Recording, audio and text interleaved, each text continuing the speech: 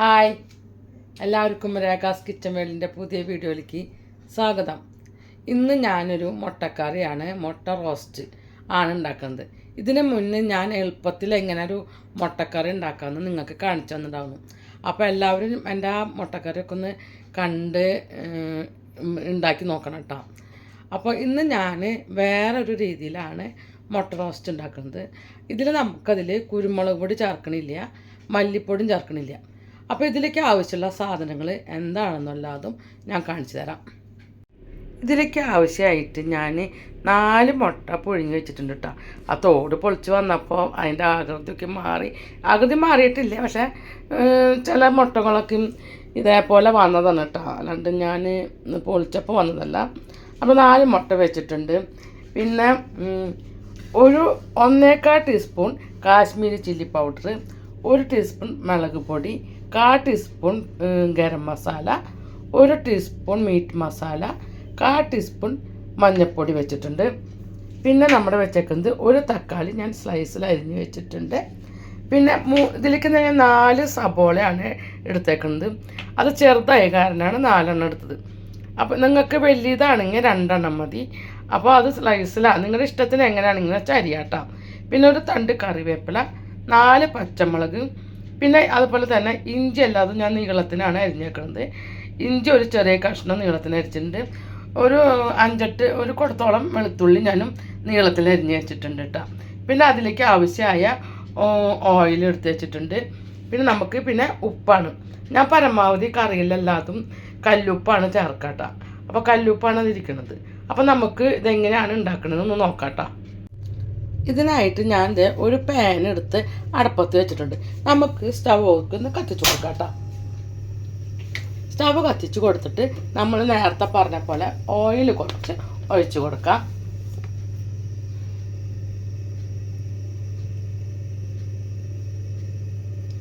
നമ്മുടെ ക്യാമറമാൻ ഇന്ന് ഡ്യൂട്ടിക്ക് പോയിക്കാം. അത് കാരണം ഞാൻ തന്നെയുള്ള ആൾ വരും, ഡ്യൂട്ടി കഴിഞ്ഞ് വരും. പക്ഷേ നമുക്കത് തന്നെ വീഡിയോ ഒക്കെ എടുക്കുമ്പോൾ അതിൻ്റേതായൊരു കുറച്ച് ബുദ്ധിമുട്ടുകളുണ്ട്. അപ്പോൾ എന്തെങ്കിലുമൊക്കെ ഉണ്ടെങ്കിൽ എല്ലാവരൊക്കെ ഒന്ന് സഹകരിക്കണം കേട്ടോ എന്നോട്. നമ്മുടെ ഓയിലൊക്കെ ചൂടായി വന്നിട്ടുണ്ട് കേട്ടോ. അപ്പോൾ അതിലേക്ക് നമുക്ക് ആദ്യം ഒന്ന് ഇഞ്ചി ഇട്ട് കൊടുക്കാം.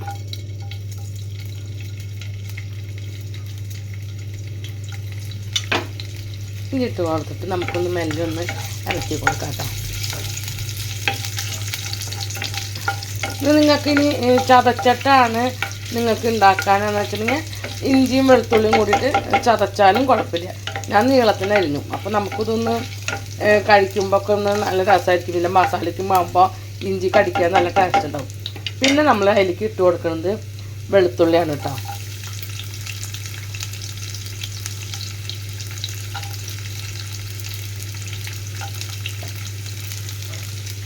വെളുത്തുള്ളി നമുക്ക് നല്ല പോലെ അതുപോലെ ഇളക്കി ഒന്ന് കൊടുക്കാം. അപ്പോൾ അതൊന്ന് വാടി വരട്ടെ കേട്ടോ. അപ്പം ഇഞ്ചിയും വെളുത്തുള്ളിയൊക്കെ ഒന്ന് വാടി വന്നിട്ടുണ്ട്. നമുക്കതിലേക്ക് സബോള ഇട്ട് കൊടുക്കാം കേട്ടോ.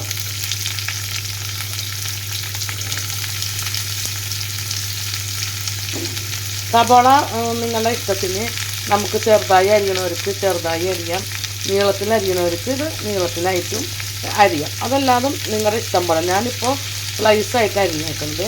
പിന്നെ നമുക്കിതിലേക്ക് വേണ്ടത് പച്ചമുളകാണ്. പച്ചമുളക് ഇട്ട് കൊടുത്തിട്ടുണ്ട്. പിന്നെ ഒരു തണ്ട് കറിവേപ്പില ഇട്ട് കൊടുത്തിട്ടുണ്ട്. ഒന്ന് ഇളക്കി കൊടുക്കാം. അപ്പോൾ സബോള നമുക്ക് പെട്ടെന്നൊന്ന് വാടി കിട്ടാനായിട്ട് നമുക്ക് കുറച്ച് ഉപ്പ് ചേർത്ത് കൊടുക്കാം കേട്ടോ. സബോളയ്ക്ക് പെട്ടെന്ന് വാടി കിട്ടാൻ വേണ്ടിയിട്ട് ഞാൻ കുറച്ച് ഉപ്പൊക്കെ ചേർത്ത് കൊടുത്തിട്ടുണ്ട് കേട്ടോ. അപ്പോൾ നമ്മുടെ വെളുത്തുള്ളിയും ഇഞ്ചിയും എല്ലാതും നല്ല പോലെ മൊരിഞ്ഞിട്ടുണ്ട്. സബോള പച്ചമുളകൊന്ന് മാറണം, അതുവരെ നമുക്ക് നന്നായി ഇളക്കി കൊടുത്തുകൊണ്ടിരിക്കുക കേട്ടോ. നമ്മുടെ സബോളയ്ക്കും വാടി തുടങ്ങിയിട്ടാണ്. പിന്നെ നമ്മൾ നമ്മൾ കറികളൊക്കെ വെക്കുമ്പോൾ നമ്മൾ കഴിക്കുന്ന ആൾക്കാർക്ക് കുറച്ച് സ്നേഹത്തോട് കൂടിയിട്ടൊക്കെ വെച്ച് കൊടുക്കുമ്പോൾ ആ കറികൾക്കൊക്കെ ഒരു പ്രത്യേക ഒരു ടേസ്റ്റ് ഉണ്ടാവും കേട്ടോ.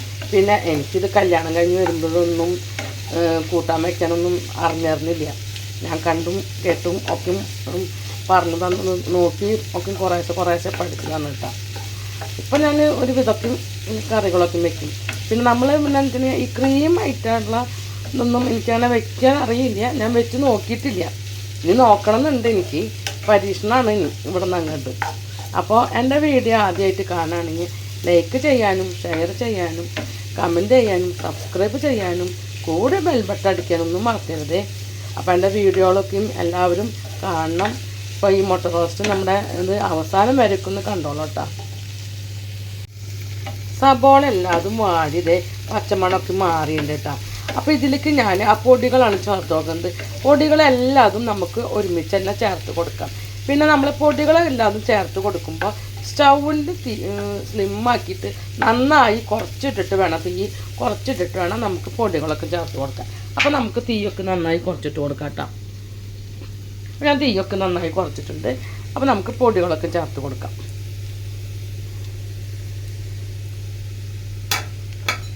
പൊടികൾ വന്നിട്ട് പൊടികളുടെ പച്ചമണം മാറുന്ന വരയ്ക്ക് നല്ല പോലെ ഇളക്കി കൊടുക്കാം കേട്ടോ.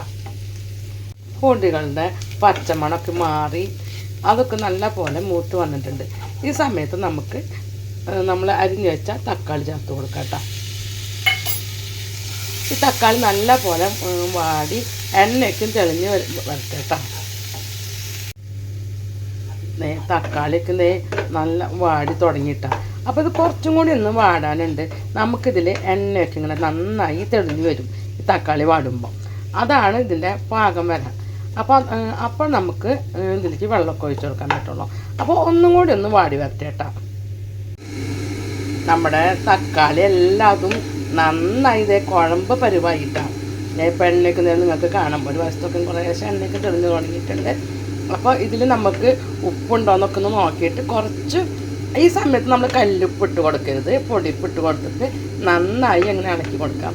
ഞാനപ്പോൾ ഉപ്പൊക്കെ നോക്കിയപ്പോൾ ഉപ്പൊക്കെ ഉണ്ടാകും. അപ്പോൾ നമുക്ക് ഇതിലേക്ക് ഇനി കുറച്ച് ചൂടുവെള്ളം ഒഴിച്ച് കൊടുക്കാം കേട്ടോ.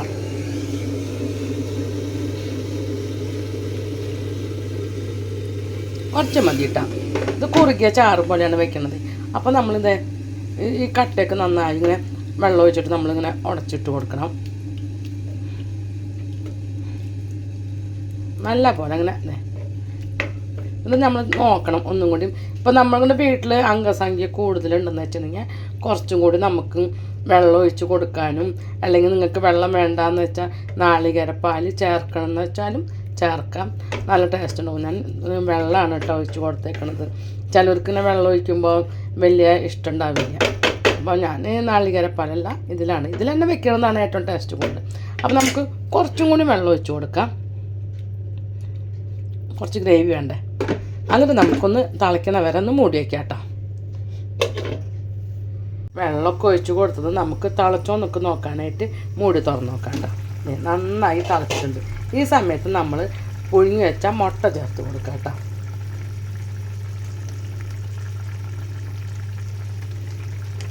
മുട്ട ചേർത്തിട്ട് നമുക്ക് ഇതേപോലെ തന്നെ നമുക്ക് ഇങ്ങനെ ഗ്രേവിയിൽ ഇങ്ങനെ മിക്സ് ആക്കി കൊടുക്കാം.